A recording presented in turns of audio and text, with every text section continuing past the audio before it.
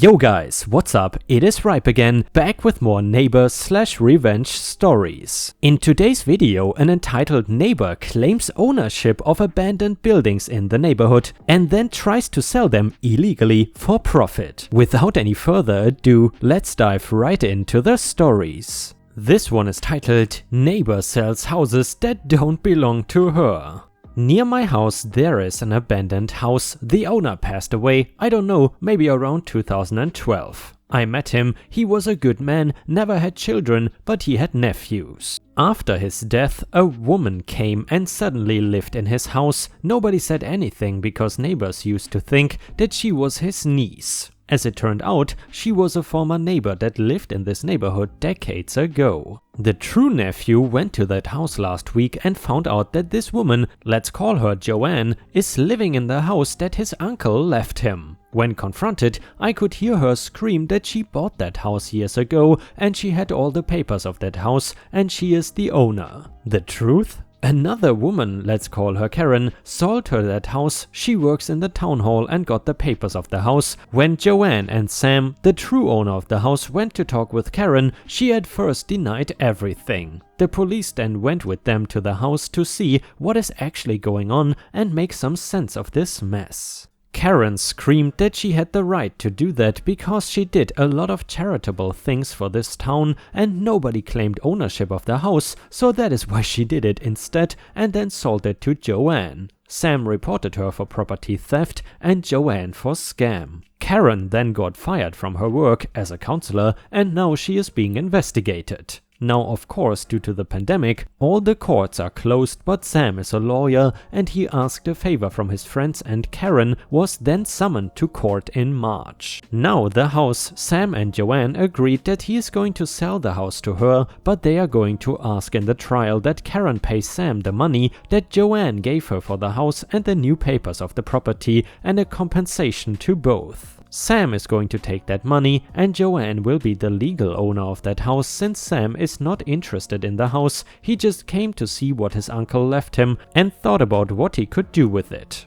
I live in Argentina. All that I know about property titles is that you must pay a public notary to legalize your purchase. Maybe Karen paid one to help her, or maybe the one who signed the papers never existed. I don't know that. The original owner of the house was a builder man, around 93 to 94 years old. He built the house when he was young, never had a wife or children, and he worked until the day he passed away. I used to cut his grass for $1 or $2 when he was alive. At that point in time, a child could be really happy with $1 and bought my first Sega, saving the money that he gave me. He was good friends with the neighbors around his house. The girl who lives in front of the house found him dead when she got into the house looking for him. Nobody saw him for 2 to 3 days and then she went inside and found him. She and another friend of him paid for his funeral. For some more background, my town is in the middle of nowhere. It is a rural town. We don't have drinking water, gas, sewers. The closest hospital is 20 kilometers away, but people usually go to the hospitals in the state capital city, which is 50 kilometers away. We have an elementary, middle and high school in the same building and none of the streets are paved. It is a town where usually old people choose to live when they retire. Young people who live here do so because they were born here. And the town hall, well, we have the same mayor since 2000, he always wins. Karen lost once against him actually. I think it is a nice little quiet town where you can see some cows and horses around the streets, but it also has a lot of entitled people. Edit number 2, Karen is in jail now, waiting for a trial. She sold at least 4 houses in our town and the capital city. That is all that I know for now. And guys, if you have watched until here and also hate those pesky neighbors that claim ownership of abandoned houses around the neighborhood and then sell them for profit, then please don't forget to like the video and maybe even post a few star emojis in the comments if you want to support my channel. Thank you so much in advance. A few days ago we reached over 2000 likes on a video, which was absolutely crazy. Thank you so much once again. This story is titled How One Boss Treated His Employees So Badly Corporate Helped Them Rebel. Gear up, because this is going to be a long one. This happened about several years ago, so I don't remember every detail as it happened, but this is accurate to the best of my recollections. I, at the time 21 male, used to work for a company that sold phone cases and did phone and tablet repairs. The shop was this little kiosk inside a mall, and the manager was this guy we will call Manny, 27 male, whom I quickly became close friends with. We were quite good at our jobs. I was the lead repair technician and acting assistant manager, and Manny was so efficient as a salesman that he could have sold water to a drowning man. We had 2 employees working for us, whom we will simply call employee 1 and 2. They were only around for the last few months I worked at this location, but we all became, and remain to this day, great friends thanks to the incident I will be describing. The 4 of us ran a very tight ship. Our store always looked flawless, despite the fact that it was literally the size of a walk-in closet. Our Google and Yelp pages, though only recently created, were flooded with good reviews, and word of mouth was spreading that we were one of the best phone repair shops in the mall, which earned us lots of repeat customers and lots of glowing recommendations. Our kiosk became one of the company's best performing stores in the region, and our performance did not go unnoticed by corporate higher-ups either. So, when the company decided to sell the kiosk, they successfully enticed Manny and myself into continuing to work for them by offering us both promotions and pay increases if we relocated to other areas and opened up new stores. Employee number 1, 19 female, and employee number 2, 22 male, declined to be relocated, but they agreed to remain on until Manny and I were finally transferred out. However, corporate informed us that it would be at least a month before all of the appropriate paperwork was filed, hooray for red tape, and for construction to begin on these new stores. The 4 of us would continue working for the new owner and receive our pay from him. On the day we all met, new owner, 42 male,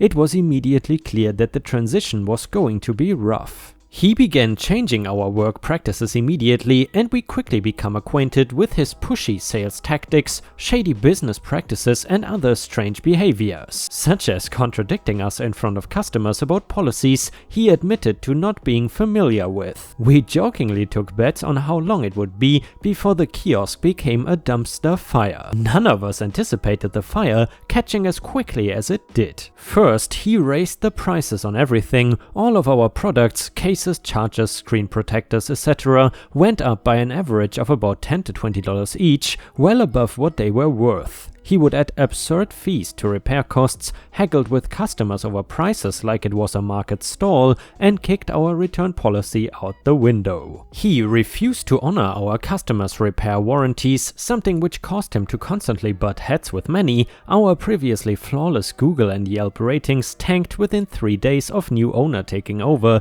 and that was just the beginning. Once he had firmly ruined our established relationship with our customer base, new owner started to gut his employees. He began by cutting the hours of both Manny and employee number 2, our second best repair tech, as new owner wanted to get some hands-on experience with the customers and the repairs. But since he had no repair training, this meant he was constantly keeping me well beyond my typical hours, often from open until close, despite the fact that all of us were sufficiently skilled in the same repairs. I don't normally mind extra hours, but not at the expense of my friends and co-workers. In any event, it had become clear that new owner not only wanted to force both Manny and employee 2 to quit by cutting their hours, but also buy my loyalty by giving me and employee 1 those same hours. Additionally, new owner was constantly scheduling employee number 1, again just barely 19 and the only female on our crew, to work alone with him, an act that we all understood to be very predatory given their age difference. While employee number 1 made it clear that new owner never overtly did anything inappropriate,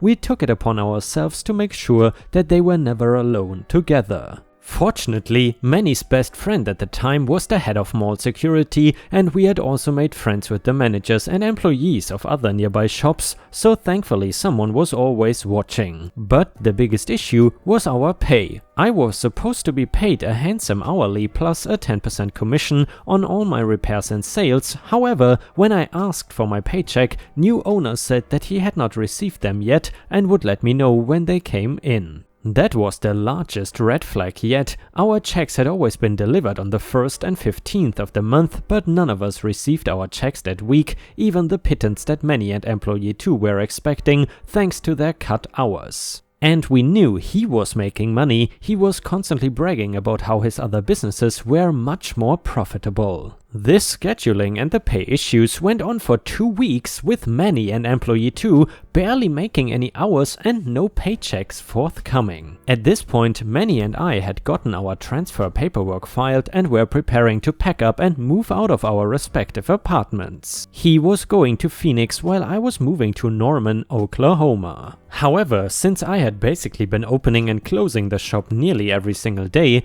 I'd not had the time to pack anything, and the Norman shop was scheduled to open in just 2 weeks. I also needed to be there a few days early to help set everything up and get new employees trained, as I was also getting a promotion with this transfer to assistant store manager. I needed time off to pack and move. When I explained this to the new owner, however, he insisted that he needed me here to help with repairs. I argued that Employee 2 was quite skilled with the repairs since I had trained him myself, but new owner insisted that he wanted my experience. It was not until I reiterated that I had a set day that I had to be in Norman that he finally said, "Let me go make the schedule and see what I can do," and then left for lunch. He came back an hour later with the schedule for the next 2 weeks, and surprise surprise, new owner has me working 12 out of the next 14 days. The only days off he had given me were the next Sunday, which was grayed out with requested off, and the last day before I was scheduled to be in Norman, for which he had listed me as on call.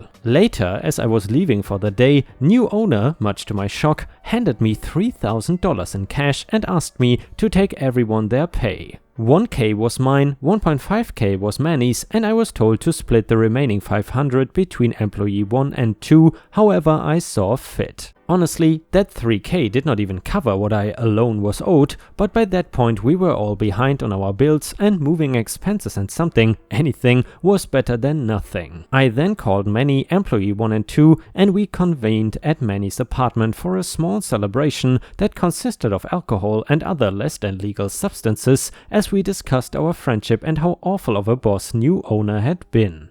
During our revelry, the conversation turned into a drunken fantasy about how we were going to get back at new owner, and it wasn't long before we came up with a plan that we thought was halfway decent. Our ultimate solution was a pact, meaning we would all quit on the same day. Since my final day was coming up first, we chose that as the date, with the caveat that if someone got fired before that deadline, we would all jump ship that day instead. It was a great plan, but I felt that it wasn't nearly enough. When I left for home that night, I messaged my soon-to-be boss from the new store, we shall call him Jay, about what was going on with the new owner. He said that because new owner was a franchisee and not a corporate employee, they were limited with the actions they could take. However, he assured me that action would be taken. We wound up putting our plan into effect barely 2 days later. Employee 2 called me at 7 in the morning and told me that he had woken up to a voicemail new owner had left him at 3 AM to tell him that he was letting him go. I passed the message along to Manny and Employee 1. The time had come and neither of them would be showing up for their next shifts. I, however, would be going in for my shift to open, as Jay had given me a last-minute assignment the night before. After a brief stop at Walmart, I arrived at the kiosk at 7:45, well before new owner had arrived, and quickly cleaned out all of the repair parts and tools which had been purchased by our corporate office, as well as all of the collegiate and pro sports licensed cases, the bejeweled phone cases that we sold for a premium, the marketing displays and the special packaging we used for gifting. Any product or accessory that had the company logo in it was removed from the kiosk. I then wrapped up all of these items in bubble wrap, placed them inside the 2 shipping boxes I got from Walmart, and waited for UPS to arrive. When they did, I was handed a padded envelope from our corporate office with 2 shipping labels, one addressed to the Norman store, the other to the Arizona store, and 2 so-called asset reallocation forms which Jay had instructed me to fill out with the items in each box before placing and sealing it inside. Then fix the shipping labels to the outside of each box. Once this was done, the UPS guy kindly took both boxes with him. Side note, I am reasonably confident that these were not legitimate company documents and were instead something Jay or another corporate manager had manufactured for the Roost, because I had never seen them before and never saw them again. Anyway, as the morning progressed, I told all of our neighbors and returning customers about the situation and advised all of them to steer clear of new owner and the kiosk after that day. Some of them asked me to fix their phones one last time and then thanked me graciously by tipping the full amount of the repair. As my shift ended, I said my goodbyes to all the friends I had made at the mall, and when new owner finally came in to take over for the day, I thanked him kindly and told him that I would see him tomorrow. But I never saw him again. Over the next week and a half, new owner tried calling me numerous times from different numbers, but I ignored them all. He left desperate voicemails begging to get somebody to come in and cover for him, and I began hearing through the grapevine that new owner had been getting into shouting matches with his customers and other managers within the mall, further driving people away as word got around that the cell phone guys everybody liked were no longer there. Eventually, new owner got in contact with Manny and asked him to try and get some of us to come in, including the guy he fired at 3 AM. Manny responded by saying that he would have us come in if new owner paid us what he owed us. He never paid us and we never went back. Sadly, that is where our part in the revenge came to an end, but karma ultimately finished the job. New owner did eventually try to retaliate and complain to corporate that I had stolen his merchandise. By then, however, corporate was very familiar with our side of the story, and the forms I filled out proved that the merchandise in question had in fact been reallocated to other locations, which saved the company thousands of dollars in expenses on the new stores. To add insult to injury, new owner would have to repurchase all of that merchandise with his own money. I placed new owner out of my mind and eventually left that company for greener pastures about a year later, but not before learning what had happened to new owner. He apparently ran it for less than 6 months, couldn't keep employees longer than a few weeks, again the pay issues, and was $50K in debt by the time he sold the location. Turns out that those other businesses were not doing as well as he boasted. Nobody in that mall ever saw him again after that. The shop is still there under new owners. By my understanding, the kiosk has changed hands a few times over the years, and while all 4 of us have moved on to different places in our lives, every once in a while we all get on Xbox and reminisce about our experiences there. Our collective lottery fantasy is to eventually buy the kiosk back and run it like we did in the good old days. And guys, I think that is an important point. If you have someone like the guy in the story, let's call him a manager or boss from hell, your life will definitely be much easier if you bond together with the other employees and fight together against the awful boss. I could not imagine being in a situation like that while having an awful boss and awful co-workers working against me. In such situations, you simply need a few allies. And guys, with this we have reached the end of the video. However, if you cannot get enough of my content, then please check out my binge watch playlist, which you will see on the left side of your screen, which will entertain you literally for days and probably weeks to come. Listening to that playlist is very much appreciated because it also helps my channel tremendously. In addition, if you still cannot get enough, I would suggest to check out my Patreon at patreon.com/ripeyoutube for more exclusive Reddit videos and early access to my daily content. Thank you so much for your awesome support daily. I am very grateful that you are here every single day. Without you, I would not be able to do this. Thank you so much.